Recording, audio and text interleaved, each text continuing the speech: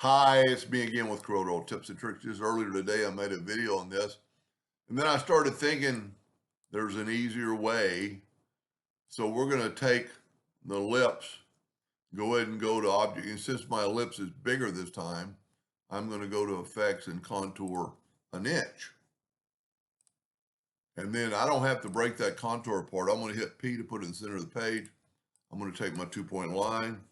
But what I'm going to do now is I'm going to take that and I'm going to move it out of the way. And now my nudge should be an inch instead of that 1/4 inch from earlier. But what I'm going to do I'm going to make 5 copies. 1, 2, 3, 4, 5.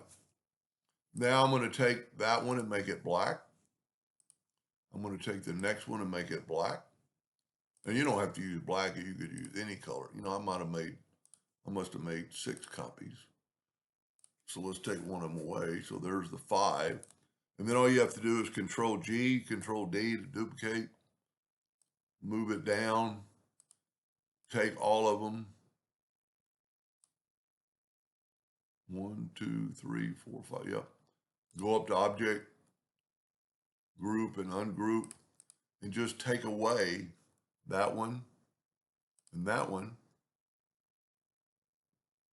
Well, what did I do wrong? That one and that one. And then just grab these and just move them over one.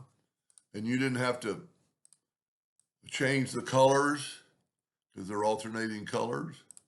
And then just take the whole thing like we did earlier, Control G, and if you want to skew it and make it look a little different, but it's really not necessary because it looks pretty cool either way.